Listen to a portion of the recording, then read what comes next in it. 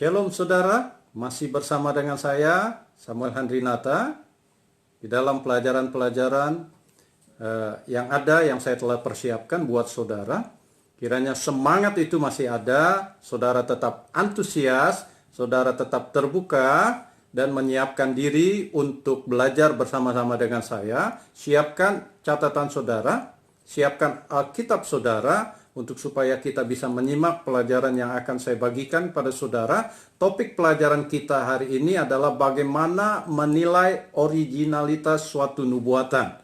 Saudara siap? Kita berdoa. Bapa dalam surga, kami akan buka kelas kami. Tuhan pimpin sertai dari awal hingga akhir. Beri pengurapan-Mu kepada hamba-Mu, dan beri juga pengurapan yang sama kepada kami sekalian, para pendengar, pembelajar yang ada pada hari ini, supaya kami dapat berkat dan boleh berbagi berkat dengan yang lain. Di dalam nama Yesus kami buka kelas ini. Amin. Saudara yang dikasihi Tuhan, kita akan lanjut. Pertanyaan bagaimana menilai originalitas suatu nubuatan itu sering mengemuka di antara umat Tuhan. Saya pribadi suka mendapat pertanyaan macam ini ketika ada sharing di sosmed tentang pernyataan hamba-hamba Tuhan tertentu yang punya nama besar dan terkenal. Bahkan ada juga yang kalau ketemu saya suka bertanya. Apalagi saudara yang dikasihi Tuhan, saat-saat ini pandemi COVID merebak di dunia dan khususnya di Indonesia. Muncul suatu statement seseorang yang mengklaim dapat pesan dari Tuhan bahwa dia diminta Tuhan untuk berdoa menghardik virus COVID-19 keluar dan termasuk menghardik krisis ekonomi keluar. Lalu mengajak umat berdoa.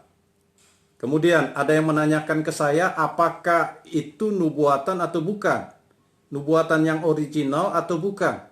Saudara yang dikasihi Tuhan, terkadang kita umat percaya malah bisa ditempatkan di posisi orang yang kurang beriman atau orang yang tidak benar jika kita tidak segera mengaminkan nubuatan yang disampaikan, apa yang telah disajikan. Kalau kita tidak mau percaya, malah kita yang diposisikan menjadi yang salah. Kok malah kita ya yang diposisikan menjadi salah kalau kita belum percaya penuh? Nah, saudara yang dikasihi Tuhan, sebelum menjawab pertanyaan topik pelajaran kita hari ini bagaimana menilai originalitas suatu nubuatan, marilah saudara dan saya ingat beberapa waktu atau tahun yang telah berlalu. Beredar nubuatan-nubuatan yang pernah kita dengar dan baca, yang kalau saat ini, zaman-zaman sekarang, itu masif sekali, mudah tersebar, bahkan viral melalui sosial media kita. Nah, yang pertama biasanya nubuatan itu berbicara tentang kedatangan Yesus. Kita sering dengar bahwa ada orang-orang yang menyatakan bahwa dia mendapatkan inspirasi, dia mendapatkan nubuatan, dia mendapatkan pesan Tuhan untuk disampaikan kepada warganya, kepada jemaatnya, bahwa akan terjadi tanggal ini dan di tahun ini Yesus akan datang di tempat tertentu. Kemudian secara tidak langsung dia memberikan perintah kepada umat yang mengikutinya untuk menjual hartanya dan segera menyetornya ke rekening pribadinya, karena kita harus bersiap untuk mempelai Kristus yang akan datang. Contohnya Lia Eden dan yang lain-lain, saudara yang dikasihi Tuhan. Itu yang di Indonesia, belum yang di belahan yang lain. Saudara yang dikasihi Tuhan, lalu yang kemudian adalah ketika terjadi proses pemilu di satu negara atau di Indonesia misalnya, ya ada yang menubuatkan bahwa akan terjadi pertumpahan darah dan perang saudara dalam proses pemilu di satu negara. Bahkan bisa terjadi juga di Indonesia beberapa waktu lalu. Maka yang bernubuat ini menyerukan untuk mari umat kita naikkan doa bagi bangsanya, karena Tuhan berpesan dengan doa-doa itu maka kerusuhan, maka perang saudara tidak akan terjadi. Apakah benar demikian? Jangan dulu kita jawab. Lalu saudara, beberapa waktu lalu kita dengar ada seorang pendeta yang masih muda di Indonesia, mungkin di daerah Jawa Barat, yang dikenal sebagai pendoa, sehingga banyak orang Kristen yang pergi ke sana lalu minta didoakan, dan secara spesial bahwa pendeta ini saudara akan memberikan nubuatan yang merupakan pesan dari Tuhan menurut dia. Ternyata saudara yang dikasihi Tuhan, beberapa waktu kemudian kita baca berita, mungkin itu juga viral di sosial media kita, bahwa orang tersebut, pemuda tersebut yang rajin untuk mendoakan dan rajin juga untuk memberikan nubuatan ditangkap oleh polisi karena kedapatan ada kasus-kasus penyimpangan seksual yang dilakukan olehnya. Dan belakangan ini, saudara Bapak Ibu yang dikasihi Tuhan, kita juga mendengar berita atau membaca berita di Nigeria ada seorang pendeta yang bernama TB Joshua yang dikenal sebagai nabinya Tuhan, ya, di mana dia mempunyai kehidupan yang unik, yang sangat religius yang ditampilkan, di mana dia bisa pergi berpuasa, baju sederhana, tidak makan, lalu dia pergi bertapa untuk mendapatkan pesan-pesan Tuhan. Satu waktu dia menyampaikan pesannya, terutama di bulan Maret saat pandemi yang ada, akan dikatakan bahwa Roh Kudus berbicara kepadanya untuk menyampaikan pesan ini bahwa pandemi COVID-19 akan segera berakhir pada tanggal 27 Maret 2020. Dan itu disiarkan, saudara yang dikasihi Tuhan, sehingga akhirnya viral di media sosial di kalangan umat Kristen. Ternyata saudara yang dikasihi Tuhan, belakangan ketika itu tidak terjadi, dia meralat saudara dan menyatakan bahwa apa yang dia terima itu adalah suatu pesan yang salah dari Roh Kudus untuk disampaikan kepada orang lain tentang berakhirnya COVID-19. Pernyataannya adalah, I was misled by Holy Spirit to say COVID-19 was end. Saudara yang dikasihi Tuhan, dia adalah seorang pendeta karismatik, televangelis, dan dermawan sekali di Nigeria, saudara. Pemimpin dan pendiri dari sinagog Church of All Nations, sebuah gereja yang besar, gereja Kristen yang menjalankan stasiun televisi Emmanuel TV dari Lagos. Dia pernah diundang juga sebenarnya dalam satu KKR di Istora Senayan pada tahun 2007. Nah loh saudara, bagaimana kita kalau diperhadapkan dengan ini menilai apakah ini benar ataukah ini nubuatan yang original atau nubuatan yang bukan? Saudara yang dikasihi Tuhan, kita akan lebih lanjut lagi di dalam pelajaran kita. Berbicara tentang nubuatan, pada prinsipnya saudara yang dikasihi Tuhan, setiap kita anak-anak Tuhan dapat meminta karunia roh, yaitu karunia nubuatan. Karena itu disediakan kepada setiap orang yang percaya. Jadi nubuatan itu merupakan sebuah karunia. Tulisan Paulus yang sangat terkenal kepada jemaat di Korintus akan menjadi sebuah rujukan bagi kita umat Kristen. Di dalam 1 Korintus 12 ayat yang ke-10 dalam terjemahan bahasa Indonesia yang baru, kepada yang seorang roh memberikan kuasa untuk mengadakan mujizat, dan kepada yang lain, catat ini, ia memberikan karunia untuk bernubuat. Dan kepada yang lain lagi, ia memberikan karunia untuk membedakan bermacam-macam roh. Kepada yang seorang, ia memberikan karunia untuk berkata-kata dengan bahasa roh. Dan kepada yang lain, ia memberikan karunia untuk menafsirkan bahasa roh itu. Lalu di dalam 1 Korintus 14 ayat 39, terjemahan baru, mengatakan, karena itu saudara-saudaraku, usahakanlah dirimu untuk memperoleh karunia untuk bernubuat. Dan janganlah melarang orang yang berkata-kata dengan bahasa roh. Saudara, dari ayat ini Alkitab sudah menjelaskan pentingnya satu nubuatan. Nubuatan adalah salah satu karunia yang ada pada seorang nabi. Dan nubuatan itu merupakan salah satu dari 9 karunia adikodrati yang terdaftar di dalam 1 Korintus pasal 12 ayat 8 sampai 10. Nubuatan, saudara yang dikasihi Tuhan, tentunya berasal dari Roh Allah yang memberikan perkataan tentang sesuatu hal di masa atau waktu ke depan yang akan terjadi. Apakah itu suatu peringatan, isinya berupa nasihat, atau satu teguran. Namun bisa saja bahwa nubuatan itu bukan berasal dari Allah. Saya coba buka Kamus Besar Bahasa Indonesia, memberikan arti kata nubuatan, yaitu dalam kata bendanya, nubuat artinya wahyu yang diturunkan kepada nabi untuk disampaikan kepada manusia. Atau yang kedua adalah ramalan. Nubuat dalam bahasa Inggrisnya prophecy, artinya menyatakan lebih dahulu peristiwa-peristiwa yang akan terjadi kemudian. Biasanya itu melalui perantaraan seseorang atau orang yang disebut adalah nabi. Sebaliknya, orang yang mendapat nubuatan dapat mengaku atau diakui sebagai seorang nabi. Nah, itu yang terjadi, saudara. Lalu di dalam bahasa Ibraninya, kata nubuat itu dari kata nevuah. Baik asli maupun palsu. Berasal dari kata nava. Bernubuat atau melakukan tindakan kenabian yang menyangkut banyak hal. Satu di antaranya adalah, saudara, berkata-kata di bawah pengaruh Roh Allah. Nah, Bapak Ibu yang dikasihi Tuhan, dalam pertemuan-pertemuan ibadah umat Kristen atau persekutuan jemaat tubuh Kristus, maka karunia nubuatan ini sangat berfaedah.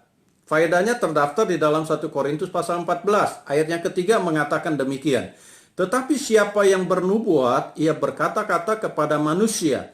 Ia membangun, menasihati, dan menghibur. Lalu di dalam ayat yang keempat dikatakan, siapa yang berkata-kata dengan bahasa roh, ia membangun dirinya sendiri, tetapi siapa yang bernubuat, ia membangun jemaat. Namun Paulus juga memberi peringatan kepada kita yang mendengarkan nubuatan yang disampaikan oleh seseorang tersebut, saudara. Peringatannya itu tercatat di dalam 1 Korintus pasal yang ke-13 ayat yang kedua. Saudara tetap bersama saya, saudara catat.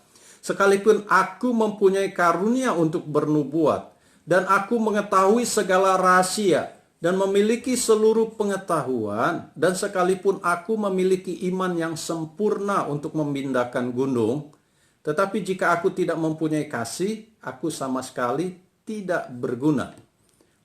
Dalam terjemahan firman Allah yang hidup 1 Korintus 13 ayat yang kedua bunyinya demikian. Sekiranya saya mempunyai karunia untuk bernubuat dan mengetahui segala yang akan terjadi pada masa yang akan datang, serba tahu mengenai segala sesuatu, tetapi saya tidak mengasihi orang lain, apakah gunanya karunia itu? Jadi sudah ada peringatan dari Paulus, nubuatan itu tidak akan berguna, tidak akan ada faedahnya kalau tidak disertai dengan kasih kepada sesama. Nah, lebih lanjut Bapak Ibu Saudara yang dikasihi Tuhan, bagaimana kita tahu bahwa nubuatan itu berasal dari Allah atau bukan? Berasalkah itu dari perasaannya aja, dari pikiran orang saja yang menyampaikannya itu, ataukah itu adalah cuma dibuat-buat, jadi bukan nubuatan tetapi lubuatan, dan itu bukan dari perkataan Tuhan untuk disampaikan. Bagaimana kita tahu, saudara? Memang nubuatan dapat dikatakan jenis karunia yang sangat keren, dan kesannya penyampai adalah orang yang sangat intim, sangat dekat dengan Allah, sehingga orang tersebut mendapatkan pesan-pesan khusus yang dari Allah untuk disampaikan kepada umat. Sehingga penyampai nubuatan ini secara sosial, saudara dapat meraih prestisius, ya, meraih citra diri, dia akan dikenal oleh orang, bahkan dicari orang yang meminta petunjuk Allah kepadanya. Dan saudara yang dikasihi Tuhan, efeknya adalah mungkin ujungnya, saudara, orang tersebut mendapatkan berkat jasmani, bisa berupa keuangan atau harta padanya. Sehingga posisi ini sangat menggiurkan saudara yang dikasihi Tuhan. Apalagi kalau hal yang dia sampaikan itu ternyata benar-benar terbukti, benar-benar terjadi atas orang yang dia doakan, dia sampaikan nubuat. Sehingga orang tersebut berterima kasih kepadanya dan memberikan berkat-berkat jasmani kepada orang tersebut. Terkadang saudara, beberapa orang di dalam zaman now, zaman sekarang ini mengatakan bisa saja penyampai pesan nubuat itu sedang pansos. Tahu istilah pansos, saudara? Panjat sosial, artinya sedang mencari rating.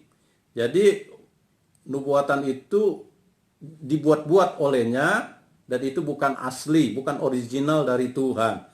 Demi untuk pansos, sehingga dia bermanipulasi, dia kumpulkan orang-orang yang dia doakan, padahal tuh orang-orang sudah dikasih pesan, lalu dia sampaikan pesan-pesan nubuatan, lalu kemudian selang berapa lama direkamlah kesaksian dari orang-orang tersebut yang menyatakan terbukti, sehingga pada akhirnya karena dia viralkan melalui sosial media, melalui IG, atau WhatsApp atau Facebook ataupun yang lain medianya, sehingga terjadi peningkatan jumlah follower, jumlah yang mengikuti dia, saudara, sampai akhirnya terjadi banyak sekali dia mendapatkan orang-orang yang mendukungnya. Nah, saudara yang dikasihi Tuhan, bagaimana supaya kita dapat menilai satu nubuatan apakah berasal dari Allah? Dapatkah kita katakan jika nubuatan tersebut terbukti berarti itu berasal dari Allah? Saya mau berpesan kepada kita, saya mau mengatakan jangan kita cepat memberi penilaian bahwa itu original atau bukan. Saya ingin memberikan paparan kepada saudara cara kita mengetahui originalitas dari sebuah nubuatan. Seperti Yohanes yang mengajarkan kepada kita di dalam 1 Yohanes 4 ayat yang ke-1, di sana dikatakan, saudara-saudaraku yang kekasih, janganlah percaya akan setiap roh, tetapi ujilah roh-roh itu. Apakah mereka berasal dari Allah? Sebab banyak nabi-nabi palsu yang telah muncul dan pergi ke seluruh dunia. Jadi Yohanes mengajarkan pada kita untuk menguji lebih dulu setiap roh. Bahkan di dalam kitab Perjanjian Lama, ya, ini yang kedua yang mungkin kita bisa pahami.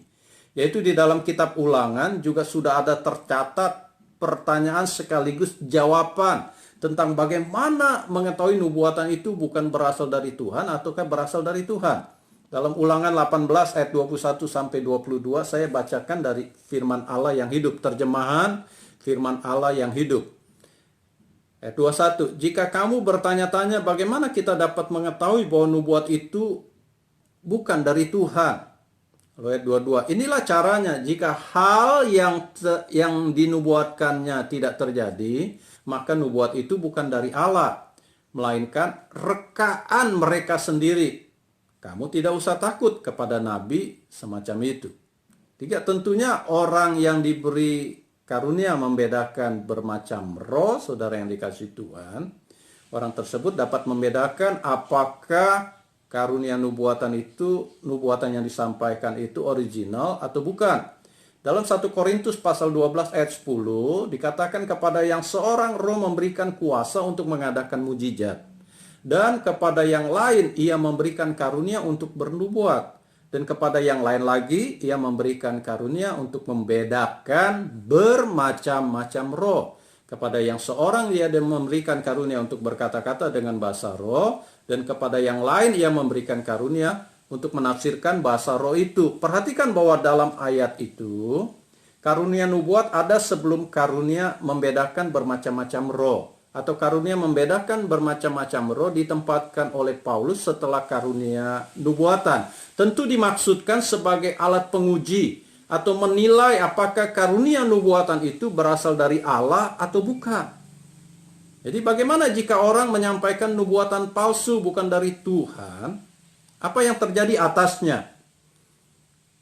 Kita akan lanjutkan saudara dengan hal ini. Yang pertama saudara ya, sama dengan guru-guru palsu, maka yang akan terjadi pada mereka yang bernubuat palsu dapat dikatakan sebagai nabi palsu. Dicatat oleh firman Allah dalam 2 Petrus 2 ayat 3, dan karena serakannya guru-guru palsu itu akan berusaha mencari untung dari kamu dengan cerita-cerita isapan jempol mereka. Tetapi untuk perbuatan mereka itu, hukuman telah tersedia dan kebinasaan tidak akan tertunda.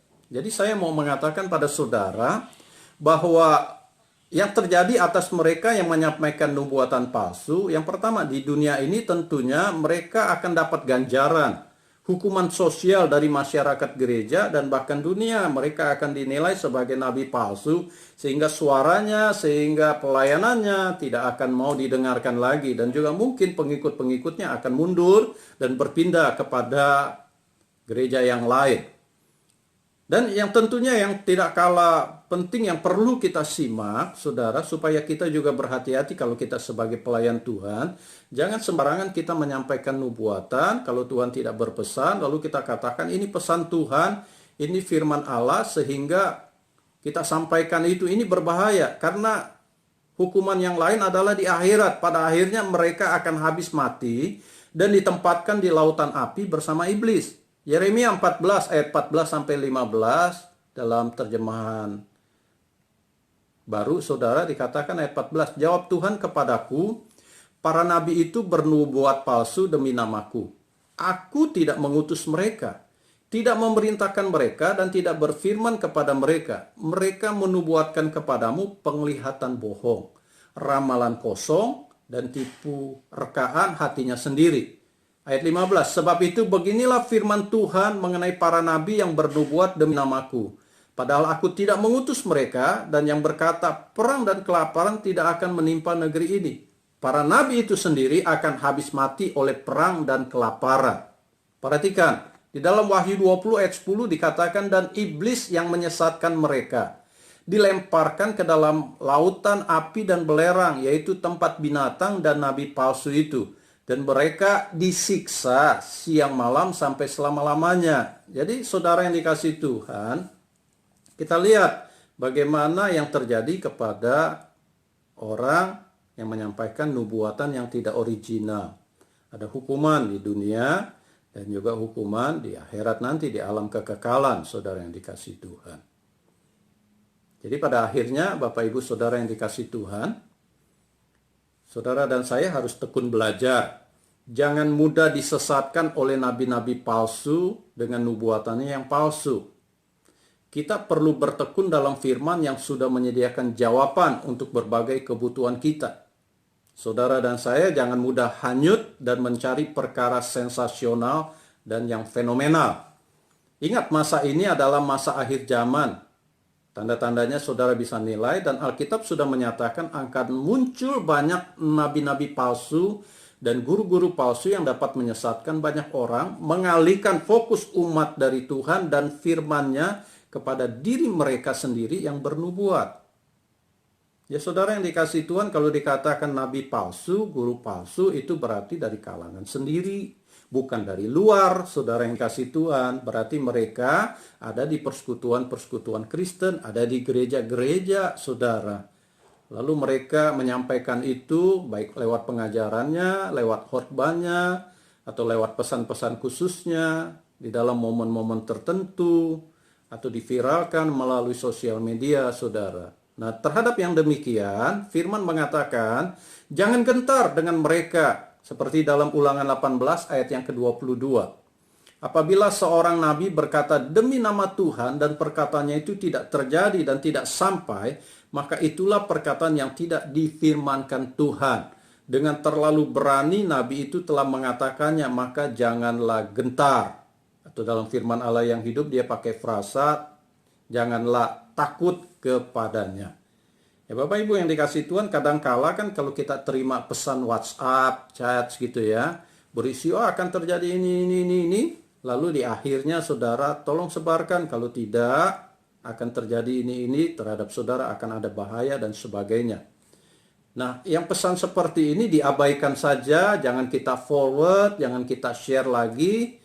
Ya, karena kalau itu dari Tuhan tidak mungkin ada ancaman-ancaman yang bikin orang jadi takut, yang bikin orang jadi gentar. Abaikan saudara yang dikasihi Tuhan. Karena pesan firman Tuhan jelas, janganlah gentar, janganlah takut saudara. Memang kadang kita greget saudara ya, untuk menilai apakah asli atau tidak. Karena kan waktu berjalan saudara.